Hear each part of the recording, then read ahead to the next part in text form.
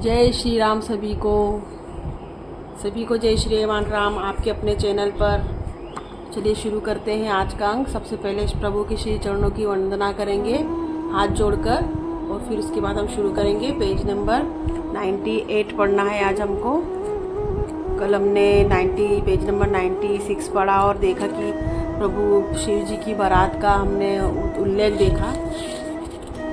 आज फिर हम उसके आगे का अंक, आगे की रोचक कथा जानते हैं।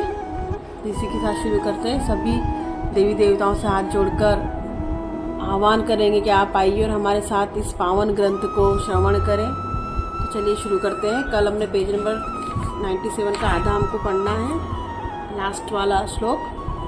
सिंहासनु अति दिव्य सुहावा, जाई न बरनी बिरंची बनावा, बैठ शिव विप्रन सिरो नाई, हृदय सुमिरी निज प्रभु रघुराई। चलिए शुरू करते हैं। पेज नंबर 98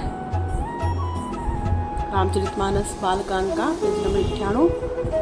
बहुरी मुनि सन उमा बोलाई, करी सिंगारु सखी लई आई, देखत रूप सकल सुर मोहे, बर नई छवि अस जग कवि को है। हिंदी में अर्थ जानते हैं इसका। फिर मुनीश्वरों ने पार्वती जी को बुलाया, सखिया श्रृंगार करके उन्हें ले आई। पार्वती जी के रूप को देखते ही सब देवता मोहित हो गए। संसार में ऐसा कवि कौन है जो उस सुंदरता का वर्णन कर सके। जगदम्बिका यानी भव भामा, सुरन मन ही मन कीन प्रणामा, सुंदरता मरजात भवानी, जाई न कोटिहु बदन बखानी। पार्वती जी को जगदम्बा और शिव जी की पत्नी समझकर देवताओं ने मन ही मन प्रणाम किया। भवानी जी की सुंदरता की सीमा है, करोड़ों मुखों से भी उसकी शोभा नहीं कही जा सकती। छंद। कोटिहु बदन नहीं बनई बरनत, जग जननी शोभा महा, सकुच ही कहत श्रुति, शेष सारद बंदमती तुलसी कहा। छवि खानी मातु भवानी, गवनी मध्य मंडप शिव जहा, अवलोकी संकही न, सकुच पति पद कमल मनु मधु करु तहा। जगत जननी पार्वती जी की महान शोभा का वर्णन करोड़ों मुखों से भी करते नहीं बनता। वेद वेश जी और सरस्वती जी तक उसे कहते हुए सकुचा जाते हैं, तब मंद बुद्धि तुलसी किस गिनती में है। सुंदरता और शोभा की खान माता भवानी मंडप के बीच में जहाँ शिवजी थे वहाँ गई। वे संकोच के मारे पति शिवजी के चरण कमलों को देख नहीं सकती, परंतु उनका मन रूपी भौरा तो वहीं रसपान कर रहा था। दोहा।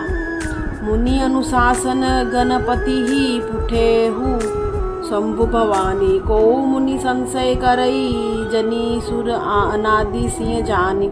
मुनियों की आज्ञा से शिवजी और पार्वती जी ने गणेश जी का पूजन किया। मन में देवताओं की अनादि समझकर कोई इस बात को सुनकर शंका न करे कि गणेश जी और शिव जी की संतान है, अभी विवाह के पूर्व ही कहाँ से आ गए।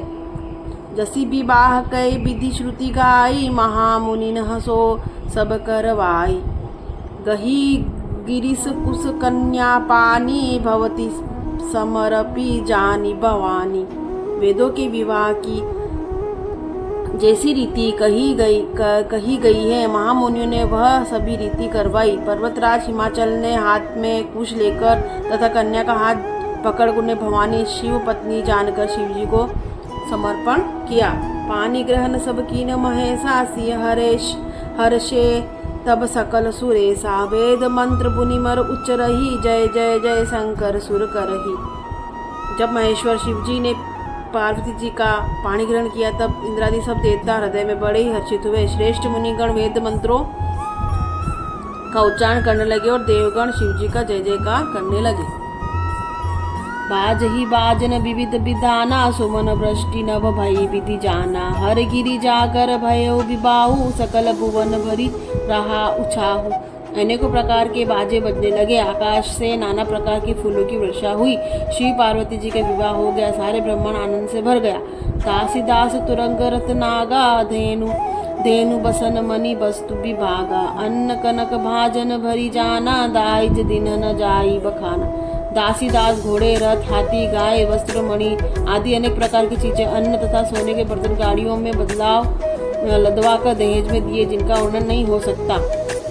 दाइज दियो बहुभांति पुनि जर जोरी हिम बुधरु कायो का देऊ पूरन काम शंकर चरण पंकज गनी रहियो शिव कृपा सागर ससुर कर संतोष सब भांति ही कियो पुनि गहे पद पाथोज मयना प्रेम परिपूर्ण ही। बहुत प्रकार का दहेज देकर फिर हाथ जोड़कर हिमाचल ने कहा, हे शंकर आप पूर्ण काम है, मैं आपको क्या दे सकता हूँ। इतना कहकर वे शिवजी के चरण कमल पकड़कर रह गए। तब कृपा के सागर शिवजी ने अपने ससुर का सभी प्रकार से समाधान किया। फिर प्रेम से परिपूर्ण हृदय मीना जी ने शिवजी के चरण कमल पकड़े और कहा तो दोहा, नाथु मां मम प्राण सम ग्रह किंकरी करेहु क्षमे हु सकल अपराध अब होई प्रसन्न बरु देहु। हे नाथ, यह उमा मुझे मेरे प्राणों के समान प्यारी है, आप इसे अपने घर की टहलनी बनाइए और इसके सब अपराधों को क्षमा करते रहिएगा। अब प्रसन्न होकर मुझे यही वर दीजिए। बहुविधि शंभु सासु समुझाई गवनी भवन चर सिरु नाई जननी उमा बोली तब लीन्ही लई उछंग सुंदर दिख दीन्ही। शिवजी ने बहुत तरह से अपनी सास को समझाया। तब वे शिवजी के चरणों में सिर नवाकर घर गई। फिर माता ने पार्वती को बुला लिया और गोद में बिठाकर यह सुंदर सीख दी। करेहु सदा शंकर पद पूजा नारी धर्मु पति देव न दूजा वचन कहत भरे लोचन बारी बहुरी लाई उरलिनी कुमारी। हे पार्वती, तू सदा शिवजी के चरण की पूजा करना। नारियों का यही धर्म है, उनके लिए पति ही देवता है और कोई देवता नहीं है। इस प्रकार की बातें कहते कहते उनकी आंखों में आंसू भर आए और उन्होंने कन्या को छाती से चिपटा लिया। कत विधि सृजी नारी जगमाही पराधीन सपने सुख नारी भय अति प्रेम विकल महतारी दिल झुकी न सु कुछ समय बिचारी। फिर बोली कि विधाता ने जगत में स्त्री जाति को क्यों पैदा किया, पराधीन को सपने में भी सुख नहीं मिलता। यो कहती हुई माता प्रेम ने अत्यंत विकल हो गई, परंतु उस समय जाग कर दुख करने का अवसर न जानकर उन्होंने धीरज धरा। चलिए, आज हमारा पेज नंबर 99 कंप्लीट हुआ, संपन्न हुआ। कल हम पेज नंबर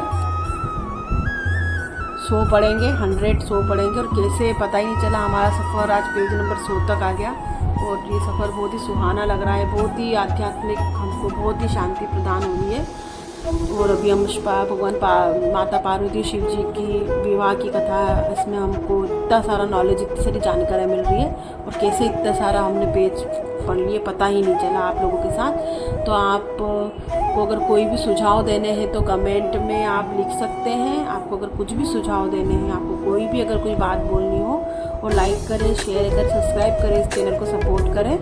तो हाथ जोड़ के सभी देवी देवताओं से हम विनती करेंगे, क्षमा याचना करेंगे। कोई भी गलती हुई इस महान ग्रंथ को पढ़ने में हमसे तो क्षमा करें। और इसी के साथ आज्ञा दीजिए आपके अपने चैनल पे। कल फिर मुलाकात होगी पेज नंबर 100 के साथ। तब तक के लिए जय श्री राम।